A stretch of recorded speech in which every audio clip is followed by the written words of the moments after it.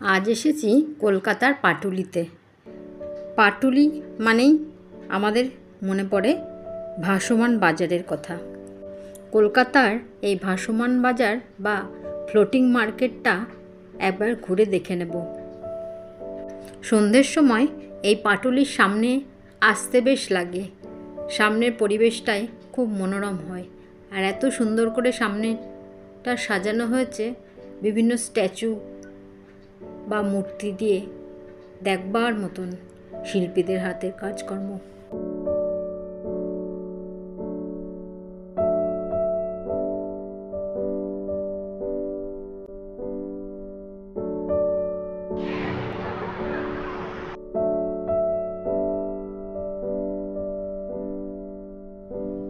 এত সুন্দর হাওড়া ব্রিজটা তৈরি করা হয়েছে যে আসল না নকল সেটাই বুঝে ওঠা যায় না।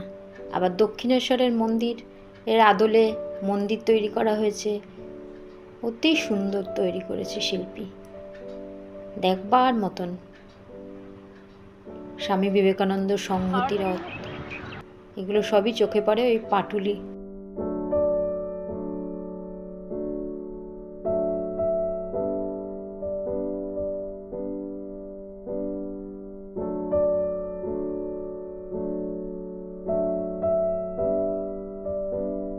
এবার দেখে নিই কলকাতার সেই বিখ্যাত ফ্লোটিং মার্কেটের কি অবস্থা। লোকমুখে শুনেছিলাম কলকাতার প্রথম ভাসমান বাজার আর থাকছে না নাকি। সিঙ্গাপুরের আদলে কলকাতা পুরসভার বাইপাস লাগোয়া ব্রিজি পাটুলি মোড়ের কাছে জলাশয়ের মধ্যে এই বাজার তৈরি করেছিলেন। 2018 সালে এই ভাসমান বাজারটির উদ্বোধন হয়েছিল। কিছু দোকান এখনও আছে, নেই তা না। তবে 2020 সালের মে থেকে আমফান ঝড়ের পর বাজার কমতে শুরু করে। বাজার খোলার পর সাফল্য কিন্তু ভালোই ছিল, কিন্তু পরে আস্তে আস্তে এই সাফল্য কমে। আর এই যে কাঠের ওয়াকওয়ে দেখছেন, ক্রেতা বা দোকানদারদের নৌকায় পৌঁছানোর জন্য জলরোধী এই কাঠের ওয়াকওয়ে তৈরি করা হয়েছিল। কাঠের বিম এবং কাঠের ফুটপাত দিয়ে সজ্জিত করা হয়েছিল।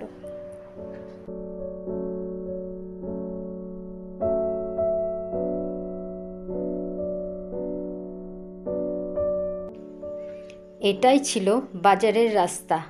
দোকানিরা বসতেন নৌকার উপরে, প্রতিটি নৌকার উপরে ছিল 2টি করে দোকান। দোকানদাররা সবজি, ফল, ফুল, মাছ, মাংস, ফাস্টফুড, চা ইত্যাদি বিক্রি করতেন। বাজারটি দেখতে খুবই সুন্দর ছিল যখন প্রথম তৈরি হয়েছিল। এখন এই বাজার অনেকটাই নষ্ট হয়ে গিয়েছে, আর এই জলও এখন কচুরিপানায় ভর্তি হয়ে গেছে, সে তো দেখতেই পাচ্ছেন। আর কাঠের বিমও অনেক ভেঙে গেছে। তবে এখনও পাটুলি মার্কেটটা খুব জমজমাট। সন্ধেবেলায় সবাই মিলে আসতে খুব ভালো লাগে, সময় কেটে যায়, আর বাইরে প্রচুর দোকানপাট আছে, কোনো অসুবিধা হবে না। তবে কলকাতায় বেড়াতে এলে একদিন এই পাটুলি মার্কেট ঘুরে নেওয়াই যেতে পারে।